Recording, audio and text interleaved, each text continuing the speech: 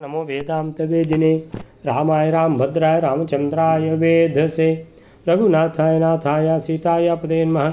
मनोजं मारुततुल्यवेगं जितेन्द्रियं बुद्धिमतां वरिष्ठं वातात्मजं वानरयोत्तमुख्यं श्रीरामदूतं शरणं प्रपद्ये। ओम नारायणं नमस्कृत्य नरं चैव नरोत्तमं देवीं सरस्वतीं व्यासं ततो जयमुदीरयेत्। व्यासाय भवनाशाय श्रीशाय गुणराशे हृद्याय शुद्धविद्याय मध्वाय च नमो नमः। तपस्वाध्याय शुश्रूषा कृष्णपूजारतं मुनिं विश्वेशमिष्टदं वन्दे परिव्राट् चक्रवर्तिनं श्रीगुरुभ्यो नमः। हरिः ओम्। याजोपयाजौ तावेव दयिता द्रुपदस्य सा मातृस्नेहार्थम् अनयोर्ययाचे ददतुश्चतौ। ಇಷ್ಟು ತನಕ ಏನಾಗಿದೆ ಅಂತ ಹೇಳಿದ್ರೆ, ಧೃಷ್ಟದ್ಯುಮ್ನ ಮತ್ತು ಈ ದ್ರೌಪದಿ ಇವರು ಯಜ್ಞಕುಂಡದಿಂದ ಹುಟ್ಟಿದವರು. ಅಗ್ನಿ ದೇವನಿಗೆ ದೃಪದನ ರಾಣಿ ಯಾರಿದ್ದಾಳೆ ಅವಳಿಗೆ ಅವಳು ಉಪಯೋಗಿಸಬೇಕಾಗಿದ್ದ ಪಾಯಸವನ್ನು ಅವಳು ಲೇಟ್ ಮಾಡಿ ಅಹಂಕಾರ ತೋರಿಸಿದ ಕಾರಣ ಅವಳು ಬಂದೇ ಏನು ಮಕ್ಕಳು ಹುಟ್ಟಬೇಕಂತೇನಿಲ್ಲ ಅಂತ ಉಪಯಾಜರು ಅತ್ಯಂತ ಶ್ರೇಷ್ಠ ಪುರೋಹಿತರುಗಳು ಅವರೇನು ಮಾಡಿದ್ದಾರೆ, ಯಜ್ಞಗುಂಡಕ್ಕೆ ಹಾಕಿಬಿಟ್ಟಿದ್ದಾರೆ ಆ ಪಾಯಸವನ್ನು. ಯಜ್ಞದೇವನೇ 2 ಮಕ್ಕಳನ್ನು ಕೊಟ್ಟು ಬಿಟ್ಟಿದ್ದಾನೆ. ಒಬ್ಬಳು ಮಗಳು, ಒಬ್ಬಳು ಮಗ ಧೃಷ್ಟದ್ಯುಮ್ನ, ಮಗಳು ದ್ರೌಪದಿ. ಇವರು ಲೋಕದ ಕಣ್ಣಿಗೆ ಮನುಷ್ಯರಾದರೂ ವಿಶೇಷವಾಗಿ ಮನುಷ್ಯರ ಹಾಗೆ ವರ್ತಿಸ್ತಾ ಇರಲಿಲ್ಲ. ಅಂದರೆ ದೇವತೆಗಳೇ ಇವರು, ಮತ್ತು ಹೇಗೆ ಮನುಷ್ಯರಾಗಿ ಯಾಕೆ ವರ್ತಿಸಬೇಕು ಅಂತೇಳಿದರೆ, ಇಲ್ಲ, ದೇವತೆಗಳಾದರೂ ಮನುಷ್ಯನ ಭೋಗಿಸುತ್ತಾನೆ. ಅಂದರೆ ಅಡಿಗೆ ಮಾಡೋದು ಯಾರು? ಇವರಿಗೆ ಅಡಿಗೆ ಮಾಡಿ ಹಾಕಿದ್ದು ಯಾರು? ಮನುಷ್ಯರೇ. ಒಡನಾಟ ಯಾರ್ದು? ಮನುಷ್ಯರದ್ದೇ. ತಂದೆ ತಾಯಿ ಯಾರು? ಮನುಷ್ಯರೇ. ಸೊ ಹಾಗಿರುವಾಗ ಇವರೆಲ್ಲ ಒಡನಾಟ ಇದೆಲ್ಲ ಈ ಕಾರಣ ಸ್ವಲ್ಪ ಮಟ್ಟಿಗೆ ಮನುಷ್ಯರಾಗಿ ಕಾಣ್ತಿದ್ರು, ವಿಶೇಷವಾಗಿ ಇಲ್ಲ. ವಿಶೇಷವಾಗಿ ಮನುಷ್ಯರಾಗಿ ಇಲ್ಲ, ಎಲ್ಲ ವರ್ತನೆಗಳು ಮನುಷ್ಯರಾಗಿ ಇಲ್ಲ, ಆದರೆ ಸ್ವಲ್ಪ ಮಟ್ಟಿಗೆ ಮನುಷ್ಯರಾಗಿ ವರ್ತನೆ ಇದೆ. ಅದು ಪರಿಸರ ಹೀಗೆ ನೋಡಿಕೊಂಡು. ಸೊ ಹಾಗಿರುವಾಗ ಆಮೇಲಿಂದ ಏನಾಯಿತು ಅಂತ ಹೇಳಿದ್ರೆ, ಈಗ ದೃಪದನ ಹೆಂಡತಿಗೆ ಬಹಳ ಕಸಿವಿಸಿ ಆಗಲಿಕ್ಕೆ ಶುರುವಾಯಿತು. ಏನಂತ ಹೇಳಿದ್ರೆ, ತಾನೊಂದು ತಪ್ಪು ಮಾಡಿಬಿಟ್ಟೆ, ಅಹಂಕಾರ ಮಾಡಿಬಿಟ್ಟೆ.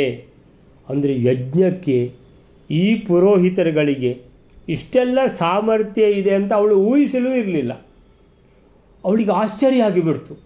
ಅಂತೇಳಿದರೆ ವಿಸ್ಮಯ, ಯಜ್ಞಕುಂಡದಿಂದ ಮಕ್ಕಳು ಬರುವುದು ಅಂತ ಇದೆಯಾ ಅಂತೇಳಿದರೆ ಅವಳಿಗೆ ಏನು ಮಾಡಿದರೂ ನಂಬಲಿಕ್ಕೆ ಆಗ್ತಿರಲಿಲ್ಲ. ಅವಳಿಗೆ ಮಾತ್ರ ಅಲ್ಲ, ಎಷ್ಟೋ ಜನರಿಗೆ ಇದನ್ನು ನಂಬುವುದೇ ಬಹಳ ಕಷ್ಟ ಆಗ್ತದೆ. ಇದು ಸಾಮಾನ್ಯದ ವಿಷಯವೇ ಅಲ್ಲ, ಅದ್ಭುತ ವಿಷಯ ಇದು ಅಂತೇಳಿದರೆ. ನಿಜವಾಗಿ ಏನು ಸರಿ, ಮಕ್ಕಳನ್ನು ಕೇಳಿ ಪುತ್ರೇಷ್ಟಿ ಯಾಗ ಮಾಡಿರೋದು, ನಾವು ಕನ್ನಡದಲ್ಲಿ ಪುತ್ರಕಾಮೇಷ್ಟಿ ಅಂತೀವಿ. ಸೊ ಈ ಪುತ್ರೇಷ್ಟಿ ಯಾಗ ಮಾಡಿಬಿಟ್ಟು ಆ ಪಾಯಸವನ್ನು ಯಜ್ಞಶಿಷ್ಟ, ಅಂದರೆ ಆ ಯಜ್ಞಕ್ಕೆ ಏನು ಅರ್ಪಿಸಬೇಕೋ ಅದನ್ನು ಸ್ವಲ್ಪ ಉಳಿಸಿಕೊಳ್ತಾರೆ.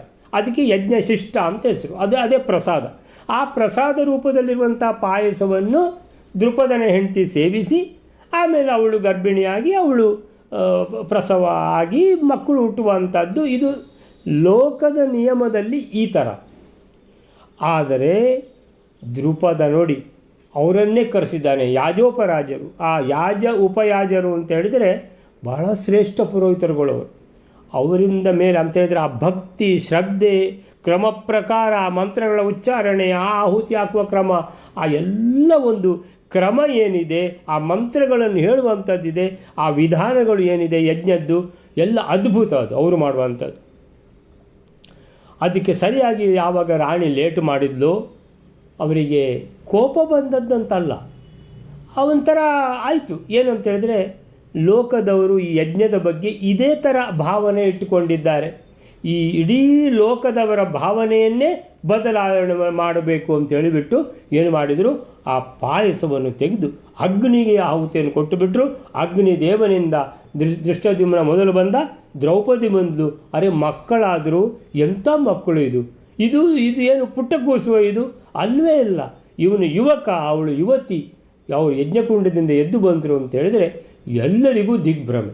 ಇಡೀ ಸಭೆಗೆ ಸಭೆ, ಯಾರು ನೋಡಿದ್ದಾರೋ ಯಾರು ಕೇಳಿದ್ದಾರೋ ಎಲ್ಲರಿಗೂ ಇದು ವಿಸ್ಮಯ ತರುವಂಥ, ದಿಗ್ಭ್ರಮೆ ತರುವಂಥ ವಿಷಯ. ಯಾಜೋಪಯಾಜವು ಈಗ ಈ ರಾಣಿಗೆ ಗೊತ್ತಾಯಿತು, ಯಜ್ಞಕ್ಕೆ ಹಾಕಿದ್ದಾರೆ ಪಾಯಸ, ಯಜ್ಞ ದೇವನೇ ಮಕ್ಕಳನ್ನು ಕೊಟ್ಟಿದ್ದಾರಂತ ಓಡಿ ಬಂದು ಎಲ್ಲ ವಿಷಯ ಗೊತ್ತಾಯಿತು ಅವಳಿಗೆ.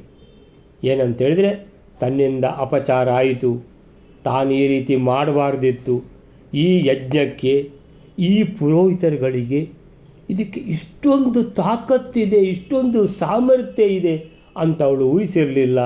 ಅವಳಿಗೆ ಆ ದಿಗ್ಭ್ರಮೆಯಾಗಿ ಎಲ್ಲ ಅಹಂಕಾರ ಅವಳದು ಇಳಿದು ಹೋಗಿಬಿಟ್ಟು ದೇವರ ಮೇಲೆ ನಿಜವಾದ ಭಕ್ತಿ ಶ್ರದ್ಧೆ ಬರಲಿಕ್ಕೆ ಶುರುವಾಯಿತು. ಎಲ್ಲರಿಗೂ ಆ ಥರ ಆಗಿದೆ, ಅವಳಿಗೆ ಮಾತ್ರ ಅಲ್ಲ. ಸೊ ಅವಳಿಗಂತೂ ಯಾಕಂತ ಹೇಳಿದರೆ ಅವಳಿಗೆ ಡೈರೆಕ್ಟ್ ಸಂಬಂಧ ಇರುವಂಥ ವಿಷಯ ಆದ ಕಾರಣ ಅವಳೇ ತಡ ಮಾಡಿದ್ಲು, ಅಹಂಕಾರ ಮಾಡಿದ್ಲು. ಆ ಕಾರಣದಿಂದ ಪುರೋಹಿತರುಗಳು ಬಹಳ ಬೇಸರದಿಂದ, ಅಗ್ನಿದೇವ ನಾವು ನಿಮಗೇ ಹಾಕ್ತೇವೆ, ನೀವೇ ರಕ್ಷಣೆ ಮಾಡಬೇಕಂತ ಆಹುತಿ ಕೊಟ್ಟಾಗ ಅಗ್ನಿದೇವನೇ ಮಕ್ಕಳನ್ನು ಕೊಟ್ಟು ಬಿಟ್ಟಿದ್ದಾನೆ. ಸೊ ಏನಂತೇಳಿದರೆ ಅಹಂಕಾರ ಏನು ತೋರಿಸಿದ್ದಾಳೋ ರಾಣಿ, ಎಲ್ಲ ಅಹಂಕಾರ ಇಳಿದೋಯ್ತು, ಬೆವರು ಹೋಯ್ತು ಅವಳಿಗೆ. ಯಾಜೋಪಯಾಜವು ತೌ ಏವ ದಯಿತಾ ದೃಪದಸ್ಯ ಚ ಮಾತೃಸ್ನೇಹಾರ್ಥಂ ಅನಯೋ ಯಯಾಚೆ. ಈಗ ಅವಳು ಯೋಚನೆ ಮಾಡ್ತಾಳೆ, ಈಗ ನಾನು ಈ ಮಕ್ಕಳಿಗೆ ತಾಯಿ ಆಗಬೇಕಿತ್ತು. ಈಗ ಆ ಮಕ್ಕಳು ಸೀದಾ ನೇರವಾಗಿ ಯಜ್ಞಕುಂಡದಿಂದಲೇ ಎದ್ದು ಬಂದಿದ್ದಾರೆ ಅಂತ ಹೇಳಿದರೆ ನನ್ನನ್ನು ತಾಯಿ ಅಂತ ಅವರು ಪರಿಗಣಿಸ್ತಾರ? ಅವಳಿಗೆ ಅನ್ನಿಸ್ತು. ಯಾಕಂದರೆ ಅವಳು ಮಾಡಿದ ತಪ್ಪು ಅವಳಿಗೆ ಗೊತ್ತಿದೆ. ಅವರು ಪರಿಗಣಿಸ್ತಾರೋ ಇಲ್ವೋ ಅನ್ನುವಂಥದ್ದು ವಿಷಯ ಬೇರೆ. ಅವಳು ಎಣಿಸೋದು ಏನಂತೇಳಿದರೆ, ನಾನು ತಪ್ಪು ಮಾಡಿದ್ದಲ್ಲ, ಈಗ ನನ್ನನ್ನು ಅವರು ತಾಯಿ ಅಂತ ಖಂಡಿತ ಎಣಿಸೋದಿಲ್ಲ. ಅವರು ಯಾರು ಅಂತೇಳಿದರೆ ದ್ರುಪದ ಮಹಾರಾಜರ ಹೆಂಡತಿ ಅಂತ ತಿಳ್ಕೊಂಡು ಅಷ್ಟೇ, ತಮಗೆ ತಾಯಿ ಅಂತ ತಿಳ್ಕೊಂಡು ಆ ಭಾವನೆ ಅವರ ಹತ್ರ ಬರುವುದಿಲ್ಲ ಖಂಡಿತ.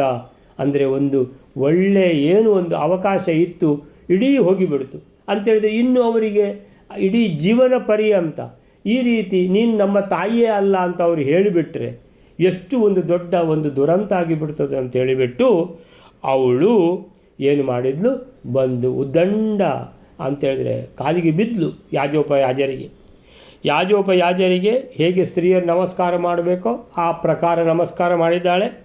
ಸೊ ಯಾಜೋಪಯಾಜವು ತೌ ಅವರು ಏವ ದಯಿತ ದೃಪದಸ್ಯ ಚ, ದೃಪದನ ದಯಿತ ಅಂದರೆ ದೃಪದನ ಪ್ರೀತಿಯ ರಾಣಿ ಬಂದು ನಮಸ್ಕಾರ ಮಾಡಿದ್ದಾಳೆ ಯಾಜೋಪಯಾಜರಿಗೆ. ಪುರೋಹಿತರುಗಳೇ, ನನ್ನಿಂದ ದೊಡ್ಡ ಪ್ರಮಾದ ಆಯಿತು, ತಪ್ಪಾಯಿತು, ನಾನು ಸ್ವಲ್ಪ ಅಂತೇಳಿದರೆ ಆ ರೀತಿ ಮಾಡಬಾರ್ದಿತ್ತು, ನಾನು ಪ್ರಮಾದ ಮಾಡಿಬಿಟ್ಟೆ, ನನ್ನನ್ನು ಕ್ಷಮಿಸಬೇಕು ಅಂತ ರಾಣಿ ದೃಪದಸ್ಯ ದಯಿತ, ದೃಪದನ ಹೆಂಡತಿ ಅವಳು ಸಾ ಅಂದರೆ ಬಂದು ಏನು ಮಾಡಿದ್ದಾಳೆ, ಕ್ಷಮಾಪಣೆ ಕೇಳ್ಕೊಂಡಿದ್ದಾಳೆ, ನಮಸ್ಕಾರ ಮಾಡಿದ್ದಾಳೆ. ಯಾರಿಗೆ? ಯಾಜೋಪಯಾಜರಿಗೆ, ಪುರೋಹಿತರುಗಳಿಗೆ. ಮಾತೃಸ್ನೇಹಾರ್ಥಂ ಅನಯೋ ಯಯಾಚೆ ದದತುಶ್ಚತೌ, ಬಂದು ಕೇಳಿದ್ದಾಳೆ, ಪುರೋಹಿತರುಗಳೇ ಈಗ ನಂದು ತಪ್ಪಾಗಿದೆ, ನೀವು ಕ್ಷಮಿಸಬೇಕು, ನಂದು ಒಂದು ಮಾತು ನಡೆಸಿಕೊಳ್ಬೇಕು. ಏನು ಅಮ್ಮ, ಏನು ಮಾತು ನಿಮ್ಮದು ಅಂತ ಕೇಳಿದ್ದಾರೆ. ಅದಕ್ಕೆ ಅವರು ಹೇಳ್ತಾಳೆ, ಈ ಮಕ್ಕಳಿಗೆ ನಾನೇ ತಾಯಿ ಅಂತ ಅವರ ಮನಸ್ಸಿನಲ್ಲಿ ಭಾವನೆ ಬರುವ ಹಾಗೆ ಮಾಡಬೇಕು. ಮಾತೃಸ್ನೇಹ, ನಾನು ತಾಯಿ, ಅವರು ಮಕ್ಕಳು, ನಮ್ಮ ಮಧ್ಯದಲ್ಲಿರುವಂಥದ್ದೇನು, ಅವರಿಗೇನದು ಮಾತೃಸ್ನೇಹ. ಸೊ ತಾಯಿಗೂ ಆ ಮಕ್ಕಳ ಮೇಲೆ ಪ್ರೀತಿ ಬರಬೇಕು, ಮಕ್ಕಳಿಗೂ ಇವಳು ತಾಯಿ ಅಂತ ಪ್ರೀತಿ ಬರಬೇಕು. ಸೊ ಈ ಮಾತೃಸ್ನೇಹಾರ್ಥಂ, ಈ ಮಾತೃವಿನ ಈ ಪ್ರೀತಿ ವಾತ್ಸಲ್ಯ ಸ್ನೇಹ ಏನಿದೆ ಅದಕ್ಕೋಸ್ಕರ ಮಾತೃಸ್ನೇಹಾರ್ಥಂ ಅನಯೋಹೋ ಅವರ ಹತ್ರ ಯಯಾಚೆ ಬೇಡಿಕೊಂಡ್ಲು, ಹೇಗಾದರೂ ಮಾಡಿ ನೀವು ಅಂತೇಳಿದೆ, ನಿಮ್ಮ ಸಾಮರ್ಥ್ಯ ಇಡೀ ಜಗಜ್ಜಾಹೀರಾಗಿಬಿಟ್ಟಿದೆ, ಇಡೀ ಜಗತ್ತೇ ನೋಡಿದೆ. ಯಾಜೋಪಯಾಜರು ಯಾಗ ಮಾಡಿದರೂ ಯಜ್ಞಕುಂಡದಿಂದಲೇ ಮಕ್ಕಳನ್ನು ಏನು ಮಾಡಿದರು, ಬರುವಂತೆ ಮಾಡಿಬಿಟ್ರು ಅಂತೇಳ್ಕೊಂಡು ಈ ಜಗತ್ತಿಗೆ ಏನಾಗಿದೆ, ಯಾಜೋಪಯಾಜರು ಅಂತ ಹೆಸರು ಕೇಳಿದ ಕೂಡಲೇ ಏನಂತ ಹೇಳಿದ್ರೆ ಸೆಲ್ಯೂಟ್ ಹೊಡಿತಾರೆ. ಯಾಜೋಪಯಾಜರ, ಅಯ್ಯೋ ಮಹಾಪುರೋಹಿತರು ರೀ ಅವರು ಯಜ್ಞ ಮಾಡಿ ಯಜ್ಞದಿಂದಲೇ ಮಕ್ಕಳನ್ನು ದ್ರುಪದ ರಾಜನಿಗೆ ಒದಗಿಸಿಕೊಟ್ಟ ಮಹಾ ಮೇಧಾವಿಗಳು, ಭಕ್ತಿ ಪರವಶವಾಗಿರುವಂತಹ ಆ ಅತಿ ಶ್ರೇಷ್ಠರಾದ ಪುರೋಹಿತರುಗಳು ಅಂತ. ಅದಕ್ಕೋಸ್ಕರ ಅವರ ಹತ್ರ ಯಯಾಚೆ ಅಂದರೆ ಬೇಡಿಕೊಳ್ತಾಳೆ, ಅವರಿಗೊಂದು ಮಾತೃ ಸ್ನೇಹ ಬರುವ ಹಾಗೆ ಮಾಡಿಕೊಡಿ, ನನಗೊಂದು ತಾಯಿ ಇಂಥ ಒಂದು ಆ ಭಾವನೆ ನನಗೂ ಬರಬೇಕು, ಅವ್ರ ಮೇಲೆ ಅವರಿಗೂ ಬರಬೇಕು, ಇದೊಂದು ಮಾಡಿಕೊಡಿ.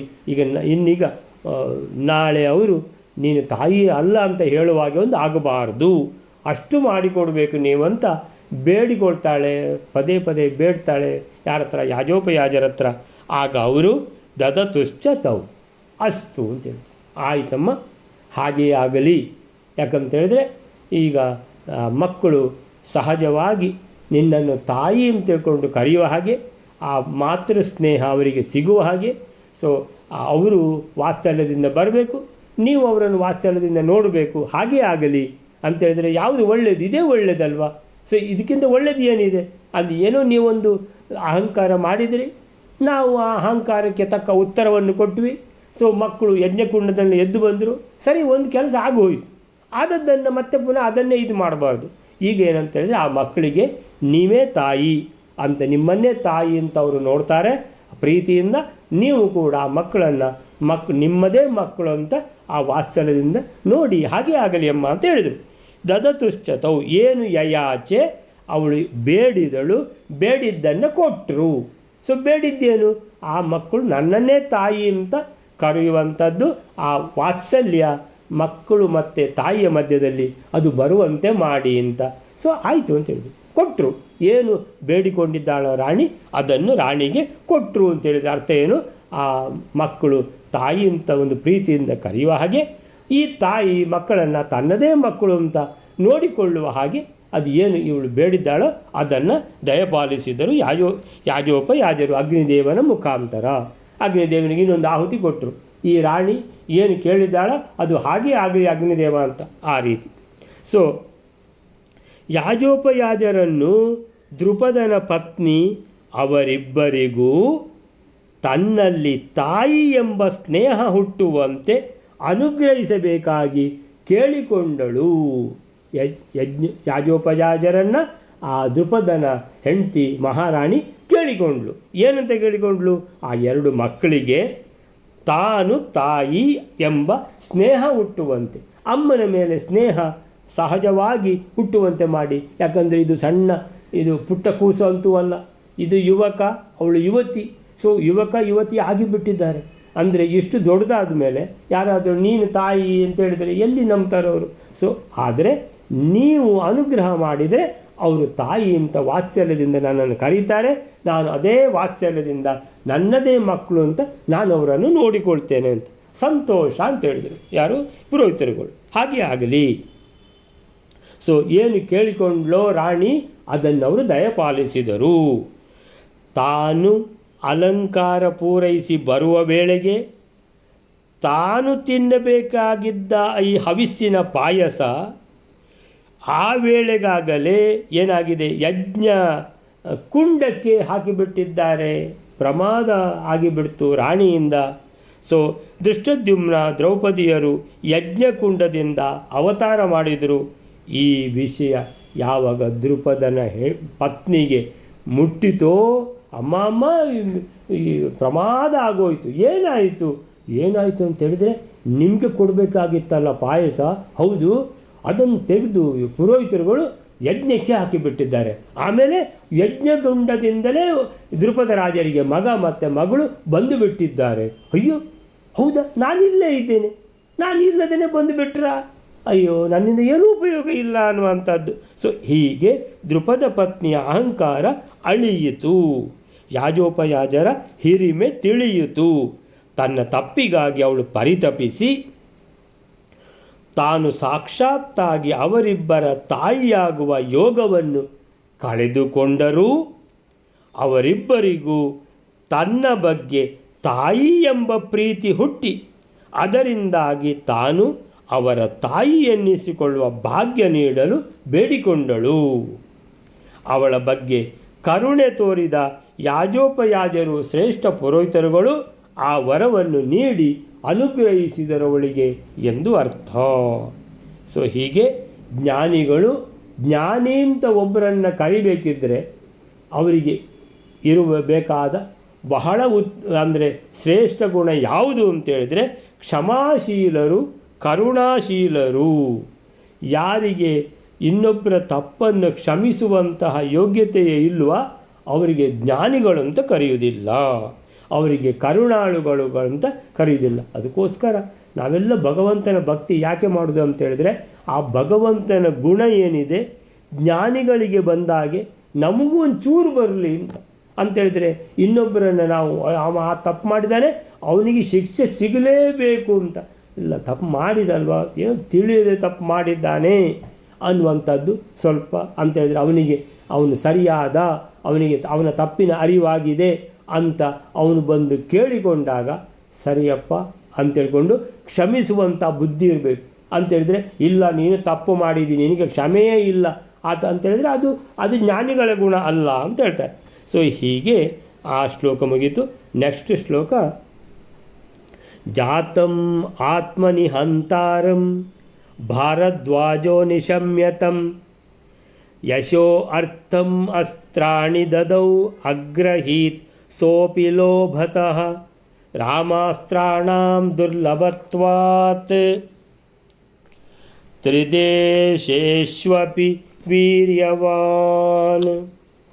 ಈಗ ಮಕ್ಕಳು ಹೇಗೆ ಬೆಳೀತಾ ಅಂದರೆ ಬೆಳೆದಾಗಿದೆ, ಆಮೇಲೆ ಇನ್ನೇನು ಅವ್ರದ್ದು ಎಲ್ಲ ವಿಷಯ ಅಂತ ಹೇಳ್ತಾ ಇದ್ದಾರೆ. ಜಾತಂ ಆತ್ಮನಿಹಂತಾರಂ ಭಾರದ್ವಾಜೋ ನಿಶಮ್ಯತಂ. ದ್ರೋಣಾಚಾರ್ಯರಿಗೆ ವಿಷಯ ಗೊತ್ತಾಯಿತು. ತನ್ನನ್ನು ಕೊಲ್ಲಲಿಕ್ಕೆ ದೃಪದ ಒಬ್ಬ ಮಗನನ್ನು ಪಡೆದಿದ್ದಾನೆ, ಅವನ ಹೆಸರು ದೃಷ್ಟದ್ಯುಮ್ನಂತೆ ಅಂತ. ಆದರೆ ಏನಾಯಿತು, ಆ ದೃಷ್ಟದ್ಯುಮ್ನ ದ್ರೋಣಾಚಾರ್ಯರ ಹತ್ರ ಬಂದು ಬಿಡಬೇಕಾ? ಬಂದು ಏನು ನನಗೆ ನೀವು ಯಾವುದು ದಿವ್ಯಾಸ್ತ್ರಗಳನ್ನು ಉಪದೇಶ ಮಾಡಬೇಕು, ನನಗೆ ವಿದ್ಯಾಭ್ಯಾಸ ಕೊಡಬೇಕು, ಪಾಂಡವರಿಗೆಲ್ಲ ಕೊಟ್ಟಿದ್ದೀರಲ್ಲ ಕೌರವರಿಗೆ ಪಾಂಡವರಿಗೆ ಹಾಗೆ ನನಗೂ ಕಲಿಸಿಕೊಡಿ ಅಂತ ಯಾರು ಬಂದರು? ದೃಷ್ಟದ್ಯುಮ್ನ. ಎಂಥದ್ರಿ ಅವಸ್ಥೆ ಅಂತೇಳಿದರೆ ತನ್ನನ್ನು ಕೊಲ್ಲಲಿಕ್ಕೋಸ್ಕರನೇ ಇರುವುದು ಈ ದೃಷ್ಟದ್ಯುಮ್ನ ಅಂತ ದ್ರೋಣಾಚಾರ್ಯರಿಗೆ ಗೊತ್ತಿದ್ದರೂ ಯಶಸ್ಸಿಗೋಸ್ಕರ ಅಸ್ತ್ರಗಳನ್ನು ಕೊಟ್ಟರು. ವೀರ್ಯವುಳ್ಳ ದೃಷ್ಟದ್ಯುಮ್ನನು ಪರಶುರಾಮ ದೇವರಿಂದ ಪ್ರಾಪ್ತಗಳಾದ ಅಸ್ತ್ರಗಳಿಗೆ ದೇವತೆಗಳಲ್ಲಿಯೂ ಕೂಡ ದೌರ್ಲಭ್ಯವಿದ್ದ ಪ್ರಯುಕ್ತ ಲೋಭದಿಂದ ಸ್ವೀಕರಿಸಿಯೇ ಬಿಟ್ಟ ದ್ರೋಣಾಚಾರ್ಯರಿಂದ ಅನ್ನುವಂಥದ್ದು. ಸೊ ಏನಿದು ಕತೆ? ಜಾತಂ ಆತ್ಮನಿಹಂತಾರಂ. ಜಾತಂ ದ್ರೋಣಾಚಾರ್ಯರಿಗೆ ತಿಳಿಯಿತು. ಜಾತಂ ಏನು? ಹುಟ್ಟಿದ್ದಾನೆ. ಜಾತಂ ಜ್ಞಾತಂ. ಜ್ಞಾತಂ ಅಂದರೆ ತಿಳಿಯಿತು, ಜಾತಂ ಅಂದರೆ ಹುಟ್ಟಿದ್ದಾನೆ. ಯಾರಪ್ಪ ಹುಟ್ಟಿದ್ದಾನೆ? ಆತ್ಮನಿಹಂತಾರಂ. ನನ್ನನ್ನು ಕೊಲ್ಲಿಕ್ಕೆ ಅಂತ ಹುಟ್ಟಿದ್ದಾನಂತೆ. ದ್ರೋಣಾಚಾರ್ಯರನ್ನು ಕೊಲ್ಲಿಕ್ಕೆ ನನಗೆ ಮಗ ಬೇಕು ಅಂತ ದೃಪದ ರಾಜರು ಕೇಳ್ಕೊಂಡಿದ್ದು, ಅದು ಪಡ್ಕೊಂಡು ಬಿಟ್ಟರು. ಯಾಜೋಪರಾಜರು ಯಾಗ ಮಾಡಿದರು. ಸೊ ದೃಷ್ಟದ್ಯುಮ್ನ ಬಂದೇ ಬಿಟ್ಟ. ದೃಷ್ಟದ್ಯುಮ್ನ ಏನು ಉದ್ದೇಶ ಪಡೆದದ್ದು? ದ್ರೋಣಾಚಾರ್ಯರನ್ನು ಕೊಲ್ಲಿಕ್ಕೆ. ಸೊ ದ್ರೋಣಾಚಾರ್ಯರಿಗೆ ವಿಷಯ ಮುಟ್ಟಿತು. ಹುಟ್ಟಿದ್ದಾನೆ. ಜಾತಂ ಆತ್ಮನಿಹಂತಾರಂ. ನನ್ನನ್ನು ಕೊಲ್ಲುವ ಈ ಮಗ ಹುಟ್ಟಿದ್ದಾನೆ ದೃಪದರಿಗೆ. ಎಣಿಸ್ತಾರೆ, ಅರೆ ದೃಪದ ರಾಜ, ನೀನಂತೂ ಬಹಳ ದೊಡ್ಡ ನನ್ನ ಮಿತ್ರನಾಗಿ ಬಿಟ್ಟು. ಎಂಥ ಮಿತ್ರ ನೀನು! ನನ್ನನ್ನು ಕೊಲ್ಲಿಸಲಿಕ್ಕೆ ಮಗನನ್ನು ಹುಟ್ಟಿಸಿಬಿಟ್ಟೆ. ಅಯ್ಯೋ, ಎಂಥ ಮಿತ್ರತ್ವವನ್ನು ನಿಭಾಯಿಸಿಬಿಟ್ಟಪ್ಪ ನೀನು.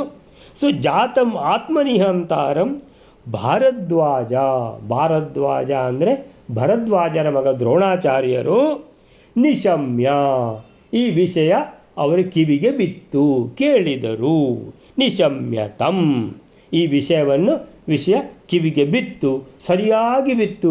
ಏನು ದ್ರೋಣಾಚಾರ್ಯರೇ, ನಿಮ್ಮನ್ನು ಕೊಲ್ಲಲಿಕ್ಕೆ ದ್ರುಪದ ರಾಜರು ಒಬ್ಬ ಮಗನನ್ನು ಪಡೆದಿದ್ದಾರೆ. ಅರೇ, ಈ ಥರನ ವಿಷಯ. ಯಶೋರ್ಥಂ ಅಸ್ತ್ರಾಣಿ ದದೌ.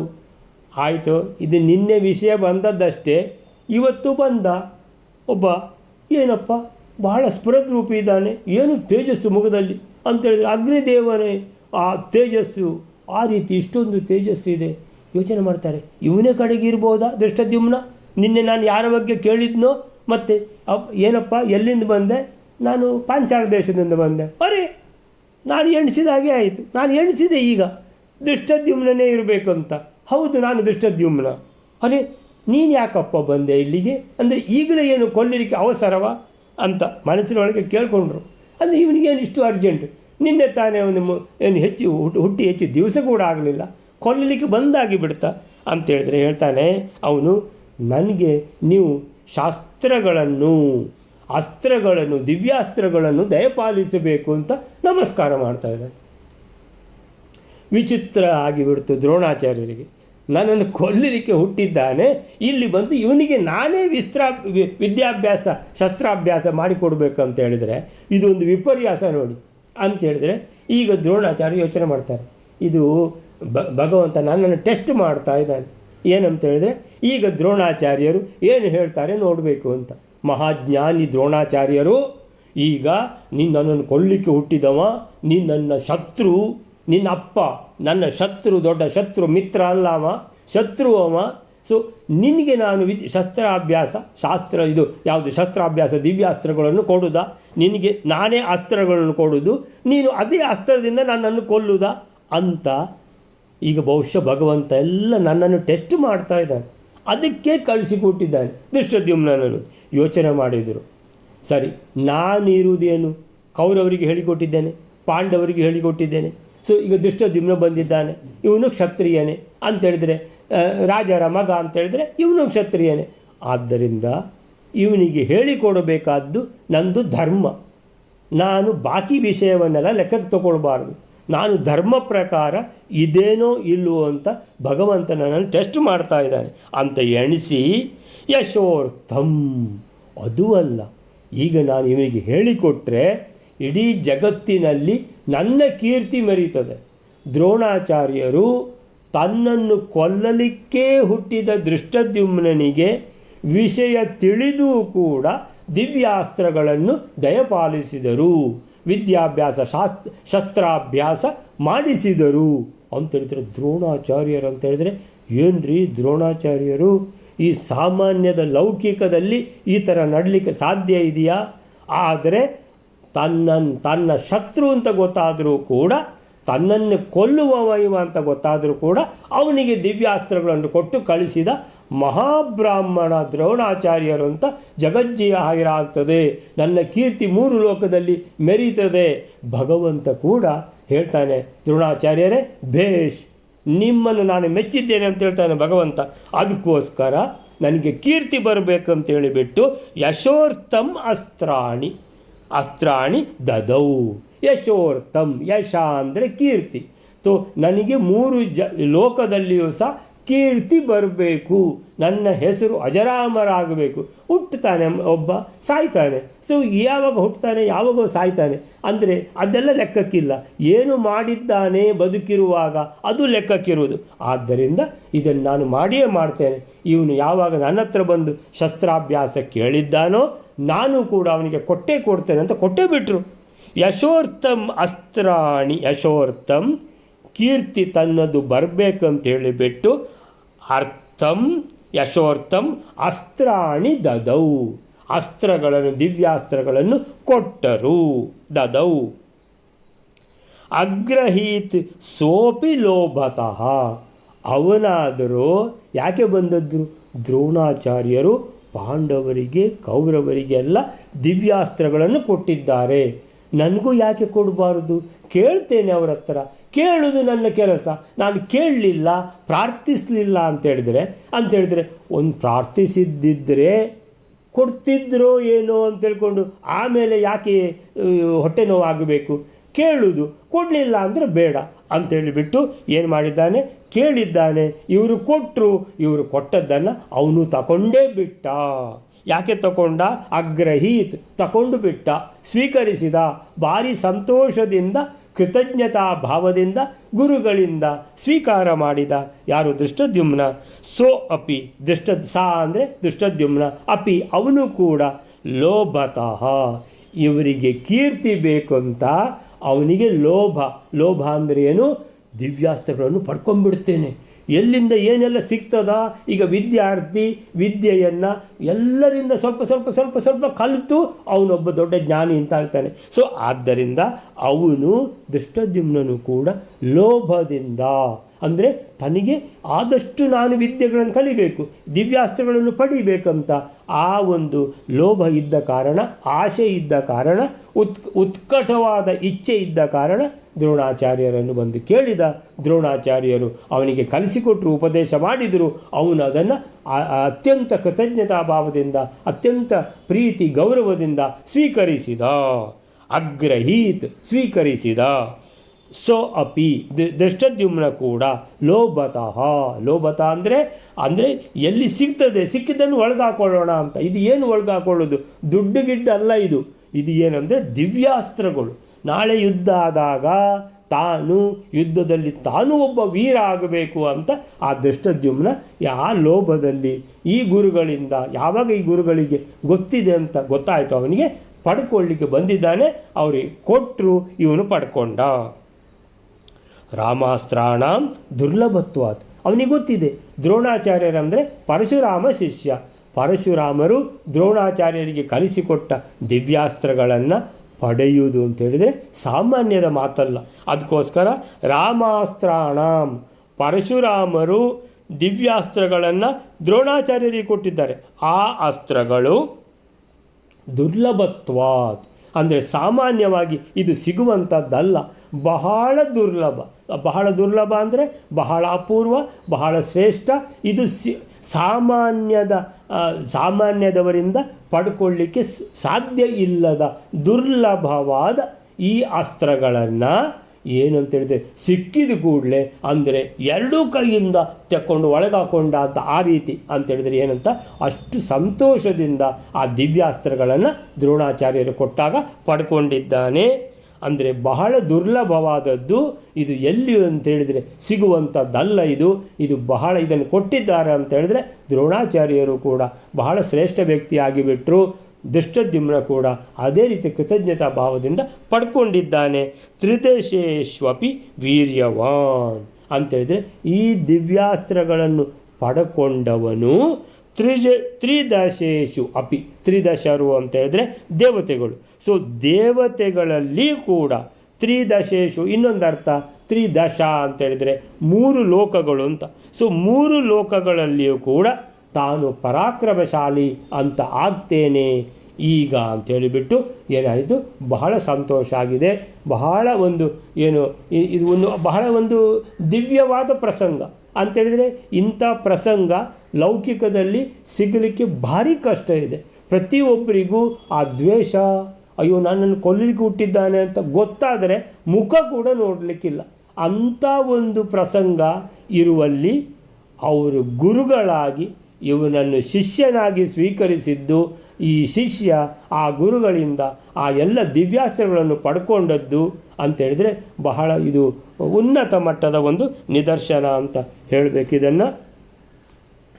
ಜಾತಂ ಆತ್ಮನಿಹಂತಾರಂ, ತನ್ನನ್ನು ಕೊಲ್ಲಲೆಂದೇ ಹುಟ್ಟಿ ಬಂದವನು ಈ ದೃಷ್ಟದ್ಯುಮ್ನ ಅಂತ ಅವನ ಬಗ್ಗೆ ಆಗ ತಾನೇ ಕೇಳಿ ತಿಳಿದಿದ್ದಾರೆ ದ್ರೋಣಾಚಾರ್ಯರು. ಜಾತಂ ಆತ್ಮನಿಹಂತಾರಂ, ಆತ್ಮ ಅಂದರೆ ತನ್ನ, ನಿಹಂತಾರಂ, ಹಂತಾರಂ ಅಂದರೆ ಕೊಲ್ಲುವವ.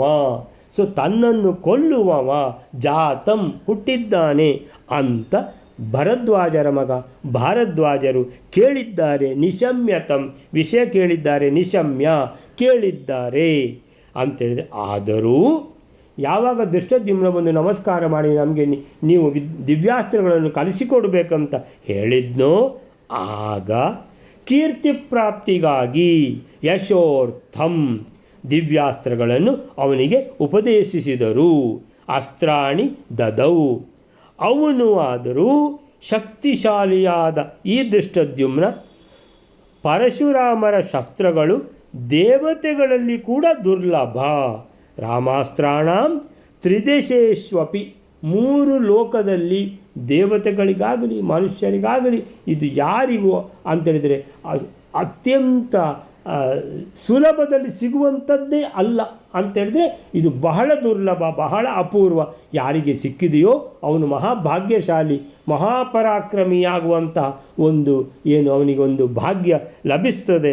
ಅದು ಗೊತ್ತಿದ್ದೇ ದೃಷ್ಟದ್ಯುಮ್ನ ಬಂದಿದ್ದಾನೆ. ದ್ರೋಣಾಚಾರ್ಯರು ತನ್ನ ಕೀರ್ತಿಗೋಸ್ಕರ ಅವನಿಗೆ ಅಸ್ತ್ರಗಳನ್ನು ಉಪದೇಶ ಮಾಡಿದ್ದಾರೆ. ಇಂಥ ಅಸ್ತ್ರಗಳು ದೇವತೆಗಳಿಗೂ ಸುಲಭದಲ್ಲಿ ಸಿಗುವಂಥದ್ದು ಅಲ್ಲ. ಯಾಕಂದರೆ ಇವರು ಪರಶುರಾಮಾಚಾರ್ಯರು ಅಂತ ಹೇಳಿದ್ರೆ ಸಾಕ್ಷಾತ್ ಭಗವಂತನೇ. ಆ ಭಗವಂತನೇ ದ್ರೋಣಾಚಾರ್ಯರಿಗೆ ಉಪದೇಶ ಮಾಡಿದ್ದು. ಸೊ ಹೀಗೆ ಆ ದೃಷ್ಟದ್ಯುಮ್ನ ಹೇಗೆ ಆ ಅಸ್ತ್ರಗಳನ್ನು ಪಡ್ಕೊಂಡ ಅಂತೇಳಿದರೆ ಬಹಳ ಆಸೆಯಿಂದ ಅದನ್ನು ಆ ಉಪದೇಶವನ್ನು ಪಡೆದ ಅಂತ. ಇದೊಂದು ವಿಚಿತ್ರವಾದ ಪ್ರಸಂಗ ಅಂತಾರೆ ಯಾರು, ಪ್ರಭಂಜನಾಚಾರ್ಯರು.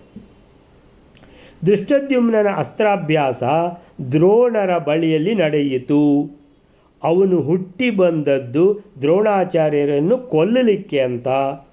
ಅದು ದ್ರೋಣರಿಗೆ ಈಗ ತಾನೇ ಗೊತ್ತಾಗಿತ್ತು. ಆದರೆ ಅವನಿಗೆ ತಾನು ದಿವ್ಯಾಸ್ತ್ರಗಳನ್ನು ಕಲಿಬೇಕಂತ ಅದು ಗೊತ್ತಿತ್ತು. ಹೀಗೆ ಏನಾಯಿತು, ತನ್ನನ್ನು ದ್ವೇಷಿಸುವ ದ್ರುಪದನ ಮಗ, ತನ್ನನ್ನು ಕೊಲ್ಲಿಕ್ಕೋಸ್ಕರನೇ ಯಜ್ಞಕುಂಡದಿಂದ ಪಡ್ಕೊಂಡ ಮಗ ಇವನು, ಮುಂದೆ ಇವನು ಶತ್ರುವಾಗಿ ನನ್ನನ್ನು ಕೊಲ್ತಾನೆ ಅನ್ನುವಂಥದ್ದು ಗೊತ್ತಿದ್ದರೂ ಏನಂತ ಹೇಳಿದ್ರೆ ಅವನು ಇಲ್ಲಿಗೆ ಬಂದ, ಇವರು ಅವನಿಗೆ ವಿದ್ಯಾಭ್ಯಾಸ ಕೊಟ್ಟರು. ಅವನು ಬಂದದ್ದು ವಿಚಿತ್ರ, ಇವರು ಅವನಿಗೆ ವಿದ್ಯಾಭ್ಯಾಸ, ಇವನಿಗೆ ಶಸ್ತ್ರಾಭ್ಯಾಸ, ದಿವ್ಯಾಸ್ತ್ರಗಳನ್ನು ಕೊಟ್ಟದ್ದು ಕೂಡ ವಿಚಿತ್ರ. ಎರಡೂ ಬಹಳ ವಿಚಿತ್ರ, ಬಹಳ ವಿಶೇಷವಾದ ಮಹಿಮೆಗಳಿದು. ಸೊ ಹೀಗೆ ತಂದೆಯ ವೈರಿಯಾದ ದ್ರೋಣರು ಅಂತ ದೃಷ್ಟದ್ಯುಮ್ನನಿಗೂ ತಿಳಿದಿತ್ತು. ಹೀಗಾಗಿ ಅವರಿಬ್ಬರಲ್ಲಿಯೂ ಸಾಮಾನ್ಯವಾಗಿ ಲೌಕಿಕದಲ್ಲಿ ನಾವು ನೋಡುವುದಿದ್ದರೆ ಗುರು ಶಿಷ್ಯ ಭಾವ ಸಾಧ್ಯವೇ ಇರಲಿಲ್ಲ. ಆದರೂ ಗುರು ಶಿಷ್ಯ ಭಾವ ಯಶಸ್ವಿಯಾಗಿ ನಡೆದು ಹೋಯಿತು. ಅವರು ಗುರುಗಳಾದರೂ ದಿವ್ಯಾಸ್ತ್ರಗಳನ್ನು ದಯಪಾಲಿಸಿದರು ದೃಷ್ಟದ್ಯುಮ್ನನಿಗೆ. ದೃಷ್ಟದ್ಯುಮ್ನ ಬಹಳ ಉತ್ಕಟ ಇಚ್ಛೆಯಿಂದ ಆ ಒಂದು ಕೃತಜ್ಞತಾ ಭಾವದಿಂದ ಆ ಎಲ್ಲ ದಿವ್ಯಾಸ್ತ್ರಗಳನ್ನು ಪಡ್ಕೊಂಡ ಅಂತೇಳಿದರೆ ಬಹಳ ಒಂದು ಅಪೂರ್ವವಾದ ಸನ್ನಿವೇಶ. ಸೊ ಹೀಗೆ ದ್ರೋಣರು ಭಾವಿಸಿದರು, ಇವನು ನನ್ನನ್ನು ಕೊಲ್ಲಲೆಂದೇ ಹುಟ್ಟಿದ್ದಾನೆ. ನಾನು ಹೇಳದೇ ಇರಲಿ, ದಿವ್ಯಾಸ್ತ್ರ ಕೊಡಲಿ, ದಿವ್ಯಾಸ್ತ್ರ ಕೊಡದೇ ಇರಲಿ, ನನ್ನನ್ನು ಕೊಲ್ಲುವುದಂತೂ ನಿಶ್ಚಯ.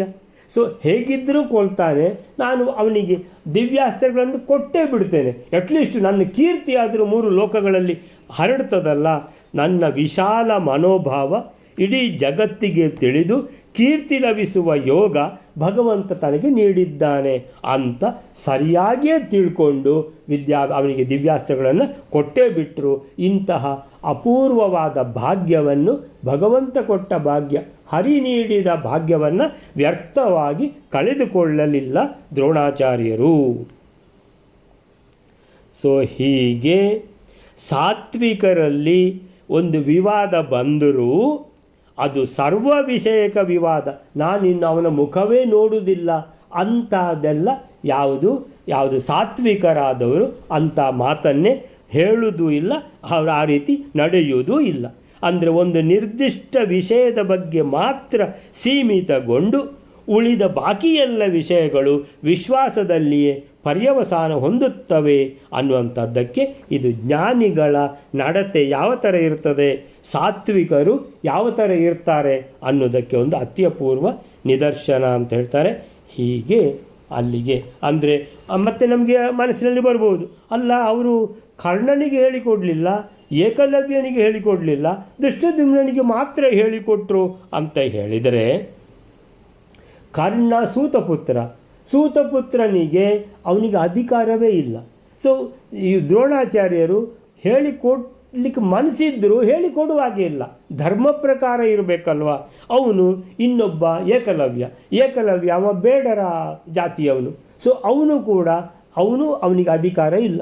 ಸೊ ಇವರಿಬ್ಬರು ಅಧಿಕಾರಿಗಳಲ್ಲದ ಕಾರಣ ಇಲ್ಲ ದ್ರೋಣಾಚಾರ್ಯರು ಆಗೋದಿಲ್ಲ ಅಂತ ಹೇಳಿದ್ರು ಕೂಡ ಅವರು ಹೋಗಿ ಪರಶುರಾಮಾಚಾರ್ಯರ ಹತ್ರ ಏನು ಮಾಡಿದರು, ವಿದ್ಯಾಭ್ಯಾಸ ಕಲಿತು ಬಂದ್ರಲ್ಲ, ಯಾರು ಕರ್ಣ ಅಂತೇಳಿದರೆ ಸುಳ್ಳು ಹೇಳಿ ತಾನು ಬ್ರಾಹ್ಮಣ ಅಂತ ಹೇಳಿ ಕ್ಷತ್ರಿಯ ಅನ್ನುವಂಥ ವಿಷಯವನ್ನು ಮರೆಮಾಚಿ ವಿದ್ಯಾಭ್ಯಾಸ ಪಡ್ಕೊಂಡು ಆಮೇಲಿಂದ ಹೊರಡುವ ದಿವಸ ಗೊತ್ತಾಗಿಬಿಡ್ತು ಗುರುಗಳಿಗೆ ಇವನು ಕ್ಷತ್ರಿಯ.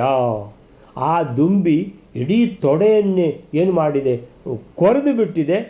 ಆದರೂ ನಿದ್ದೆಯಿಂದ ಗುರುಗಳನ್ನು ಎಬ್ಬಿಸಲಿಲ್ಲ, ತನ್ನ ತೊಡೆಯಲ್ಲಿ ಮಲಗಿದ ಗುರುಗಳನ್ನು ಅಂತೇಳಿದರೆ ಇಷ್ಟನ್ನು ಸಹಿಸಿಕೊಳ್ಳುವಂಥ ಶಕ್ತಿ ಕ್ಷತ್ರಿಯನಿಗೆ ಬಿಟ್ಟರೆ ಬ್ರಾಹ್ಮಣನಿಗೆ ಎಲ್ಲಿಂದ ಬರ್ತದೆ ಅಂತ ಗೊತ್ತಾಯಿತು ಅಂತೇಳಿದರೆ ಗೊತ್ತಿರುವಂಥದ್ದು ಮೊದಲೇ ಇತ್ತು.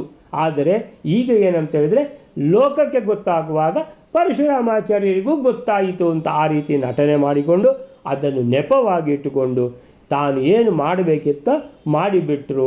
ನಿನಗೆ ನಾನು ಕೊಟ್ಟ ದಿವ್ಯಾಸ್ತ್ರಗಳು ನೀನು ಯಾವಾಗ ಸ್ಪರ್ಧೆ ಮಾಡಿಕೊಂಡು ಎದುರಾಳಿಯನ್ನು ಸಾಯಿಸಿಬಿಡ್ತೇನೆ ಅಂತ ಹೊರಡುತ್ತೀಯೋ ಆಗ ನಿನಗೆ ಮಂತ್ರವೇ ಮರ್ತು ಹೋಗ್ತದೆ ಅಂತ ಶಾಪ ಕೊಟ್ಟುಬಿಟ್ರು. ಈ ರೀತಿಯಲ್ಲಿ ಅಲ್ಲಿಗೆ ಇವತ್ತಿನ ಇದನ್ನು ನಿಲ್ಲಿಸ್ಕೊಳ್ಳೋಣ. ಶ್ರೀಕೃಷ್ಣ ಅರ್ಪಣ ಮಸ್ತು.